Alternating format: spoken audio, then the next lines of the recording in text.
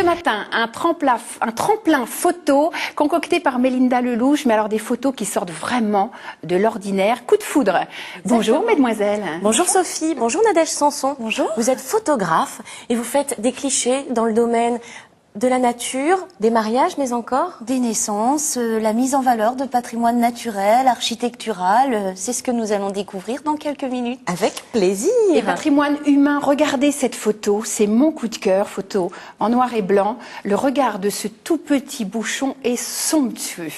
On découvrira tout ça tout à l'heure. Nous allons pousser la porte. Nous passons maintenant à notre tremplin photo qui, je vous le disais en début d'émission, n'a rien d'ordinaire. Les photos sont déconcertantes de beauté. Mélinda, merci Sophie. Alors c'est un cri du cœur. Nadège Sanson, vous êtes photographe, vous venez de Bretteville-sur-Odon, donc c'est dans le département du Calvados.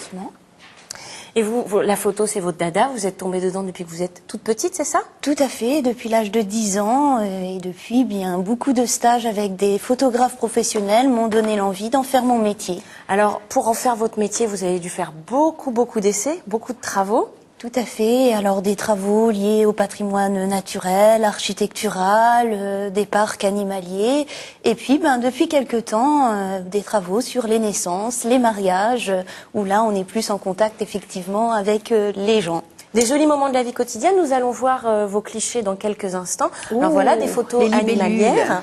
Tout à fait, donc prises dans des parcs animaliers ou bien tout simplement dans la nature, au bord de lacs, de rivières.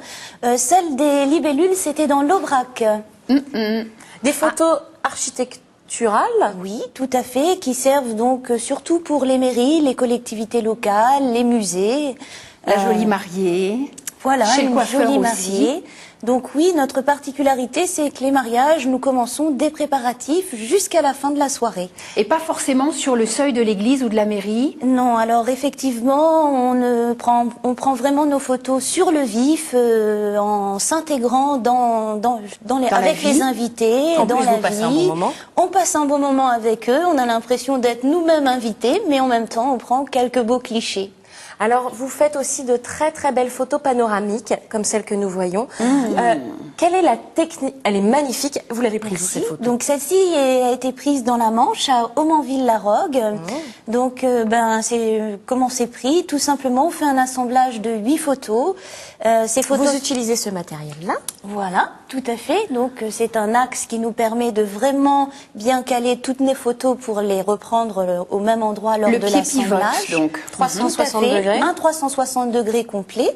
Et ces photos servent surtout pour intégrer sur un site internet pour faire des visites virtuelles des lieux, et puis aussi pour proposer aux collectivités locales ou aux mairies tout simplement de faire une exposition ponctuelle pour montrer vraiment tous les atouts de leur commune. Une mariée panoramique, c'est pas possible ça.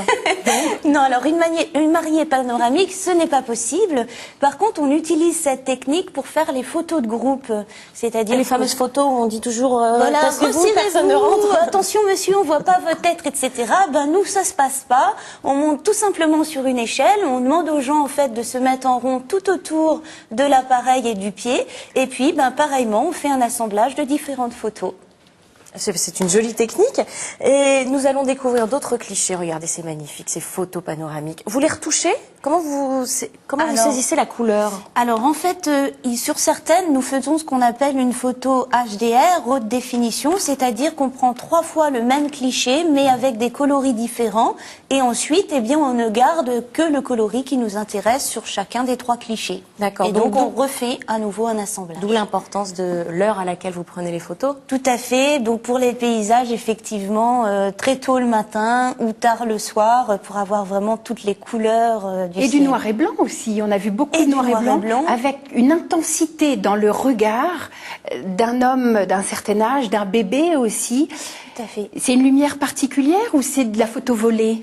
Non, alors c'est pas de la photo volée en fait, c'est-à-dire que comme je le disais tout de suite, on reste vraiment très longtemps avec les gens, comme ça ils n'ont plus l'impression qu'on est ici et on arrive vraiment à capter des moments d'émotion et d'échange sur les sujets qui rendent cette photo-là où effectivement la petite Inès nous regarde vraiment avec ses grands yeux tout ouverts alors qu'elle n'a que 4 ans.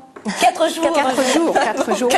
Où est-ce qu'on peut vous voir en ce moment? Vous exposez régulièrement? Alors, pour le moment, on expose en fait à notre atelier à Bretteville-sur-Odon et bien sûr, nos portes sont grandes ouvertes pour que vous découvriez le panel de nos photos.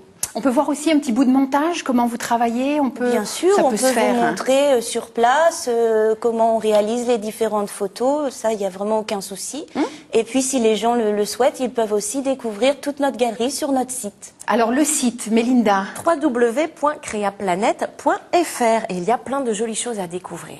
Ou encore, sur le site de france3.fr, vous connaissez l'adresse, vous pouvez nous laisser un mail. Nous vous donnons toutes les bonnes adresses de l'émission ou sur courrier papier à France 3 Normandie, 41 rue Fred Scamaroni, 14 000